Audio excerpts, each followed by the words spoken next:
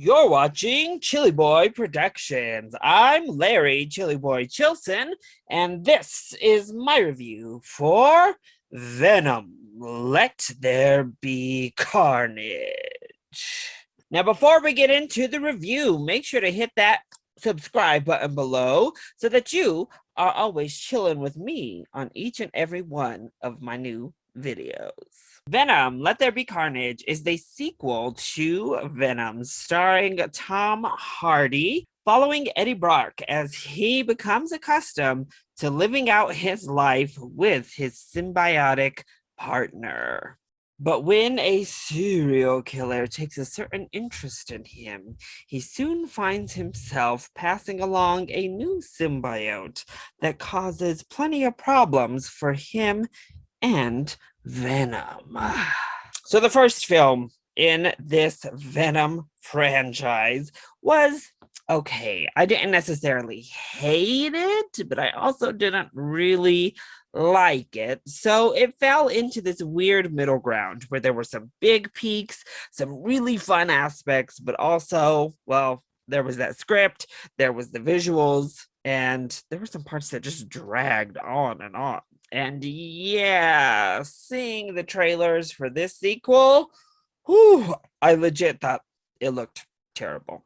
Those trailers looked horrible to me.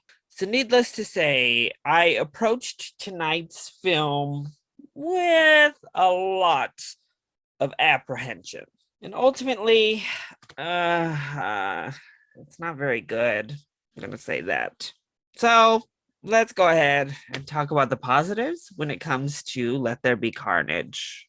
Well, I'm going to say the biggest positive for me is the visuals. The one thing that this sequel unequivocally improves upon the first film are the visuals, the lighting, the action.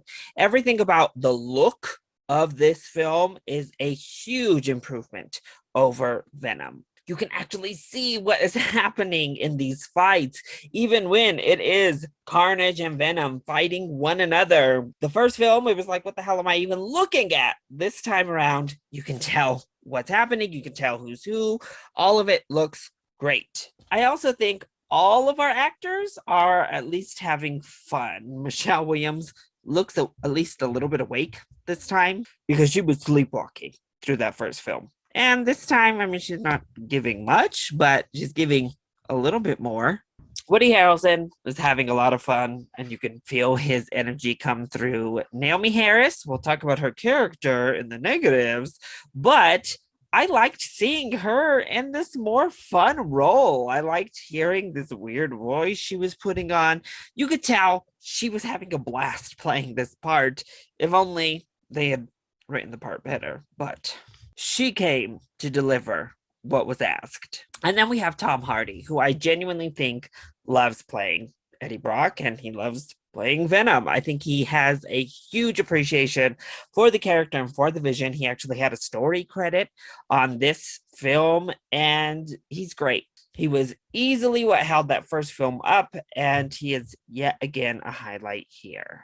But honestly, that's about it for me when it comes to positives. So let's go ahead and talk about why this sequel still didn't work for me. Well, I have to say, I'm a little bit conflicted because I kind of feel like I've put the film into a damned if you do, damned if you don't scenario. Because honestly, my favorite parts about that first Venom film were the moments with Eddie Brock and Venom. Their chemistry, that relationship was easily the highlight of the original. And they leaned into that here. They went full, like, campy, over the top, more comedy than anything else. And they pretty much turned this into a rom-com between Venom and Eddie Brock. So they leaned into the things the first film did well, but they didn't do anything to break that up. And it was just too much. It wasn't able to balance that tone out with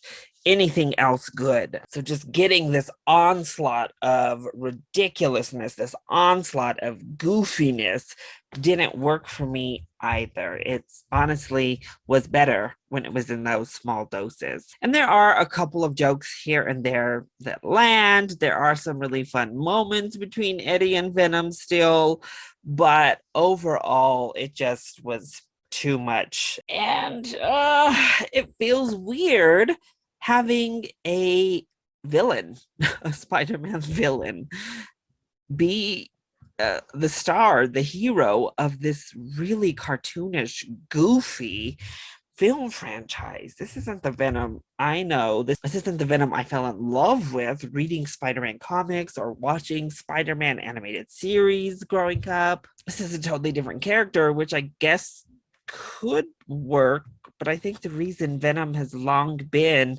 such a favorite and iconic Spider-Man villain is for one, his look, which is awesome, but that darkness. And now, I don't know, it just loses the magic when he's this goofy.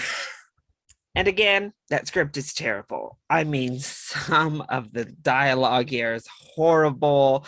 A lot of these little one-liners that people have are wretched. And the story itself just makes absolutely no sense whatsoever. And then we have Naomi Harris's character, Shriek, who is so poorly developed and introduced. Honestly, she shouldn't have even been in this film. She was given nothing to do. Naomi was selling it, and you could tell she wanted this character to be so much fun, but it was literally pointless to even have her here. A huge waste.